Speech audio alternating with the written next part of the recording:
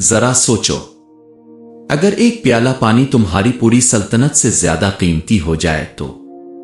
ایک ایسا بادشاہ جس کے قدموں میں دنیا تھی، مگر ایک فقیر کے ایک سوال نے اس کا غرور توڑ دیا۔ یہ کہانی ہے طاقت، غرور اور اس ایک لمحے کی جس نے بادشاہ کو انسان بنا دیا۔ سلطان زاہد اور ایک پیالہ پانی۔ بہت زمانہ پہلے مشرق کی ایک وسیع و عریض سرزمین پر ایک طاقتور بادشاہ حکومت کرتا تھا۔ اس کا نام سلطان زاہد تھا۔ اس کی سلطنت دور دور تک پھیلی ہوئی تھی، خزانے دولت سے بھرے تھے، محلات آسمان کو چھوتے تھے، اور اس کی فوج اس کے ایک اشارے پر جان دینے کو تیار رہتی تھی۔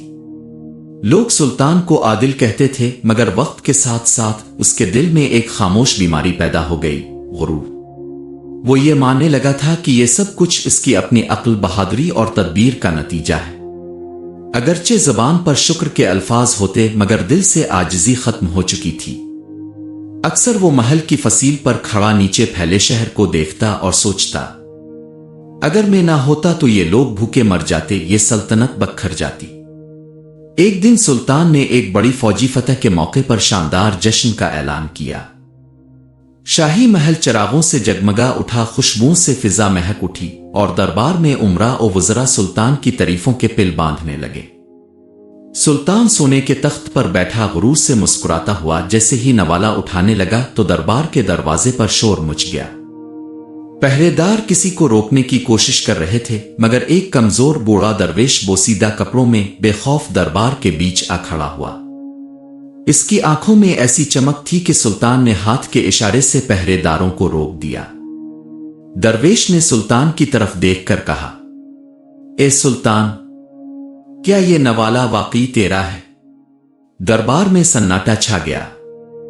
سلطان نے فخر سے کہا، یہ سلطنت میری ہے، یہ خزانہ میرا ہے، اور یہ نوالا بھی میرا ہی ہے۔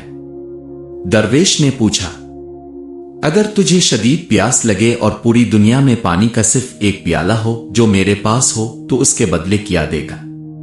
سلطان ہنسا، اپنی آدھی سلطنت دے دوں گا۔ درویش نے کہا، اور اگر وہ پانی تیرے جسم سے باہر نہ نکلے اور جان خطرے میں پڑ جائے؟ سلطان سنجیدہ ہو گیا، باقی آدھی سلطنت بھی دے دوں گا۔ درویش مسکرایا، تو پھر جس سلطنت کی قیمت ایک پیالہ پانی ہے، اس پر اتنا غرور کیوں؟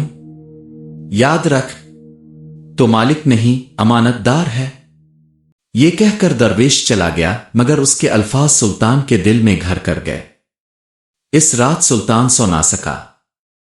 پہلی بار اس نے خود سے سوال کیا، کیا میں واقعی حکمران ہوں یا صرف ذمہ دار؟ اگلی صبح اس نے شاہی لباس اتارا اور عام مسافر بن کر شہر سے نکل پڑا۔ دھوپ تیز تھی، پیاس بڑھتی جا رہی تھی، پاؤں میں چھالے پڑ گئے۔ ایک ویران جگہ پر اسے ایک بوڑھا کسان ملا جس نے مٹی کے پیالے میں نیم گرم پانی دیا۔ سلطان نے پانی پیا تو اسے لگا جیسے زندگی واپس آ گئی ہو۔ کسان نے کہا، جو مل جائے اسی پر شکر کرنا ہی اصل دولت ہے۔ پھر مسکرا کر بولا، سنا ہے ہمارا بادشاہ سونے کے بستر پر سوتا ہے مگر سکون کے بغیر۔ میں زمین پر سوتا ہوں مگر دل مطمئن ہے۔ یہ بات سلطان کے دل میں اتر گئی۔ آگے چل کر سلطان ڈاکوؤں کے ہاتھ لگ گیا۔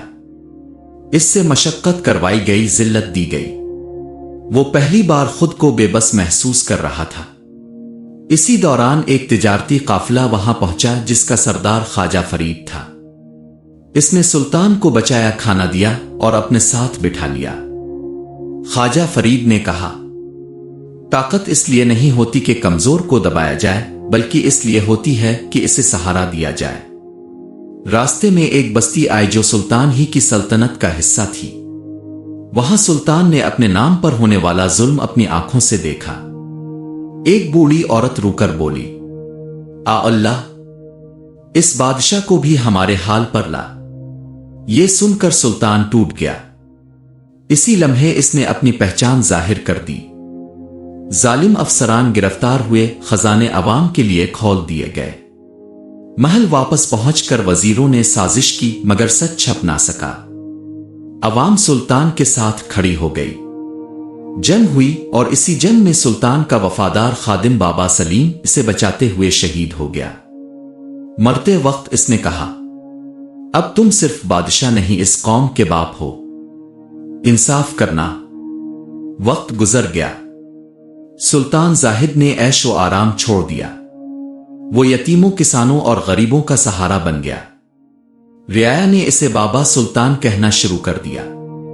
آخری وقت میں اس نے اپنے بیٹے کو مٹی کا پیالہ دیا اور کہا، یاد رکھنا ہم مالک نہیں، صرف چوکیدار ہیں۔ اسی لمحے وہی درویش آیا اور بولا، تیرا سودا پورا ہوا، تیرا رب تجھ سے راضی ہے۔ سلطان مسکرایا، کلمہ پڑھا اور دنیا سے رخصت ہو گیا۔ سلطان زاہد مر گیا، مگر اس کا سبق زندہ رہ گیا، کیونکہ اصل بادشاہی تخت کی نہیں، عاجزی، انصاف اور خدمت کی ہوتی ہے۔ اگر یہ کہانی آپ کے دل کو چھو گئی ہو تو ویڈیو کو لائک کریں، چینل کو سبسکرائب کریں اور کامنٹ میں لکھیں، میں مالک نہیں امانت دار ہوں۔ ایسی سبق آموز کہانیوں کے لیے ہمارے ساتھ جڑے رہیں۔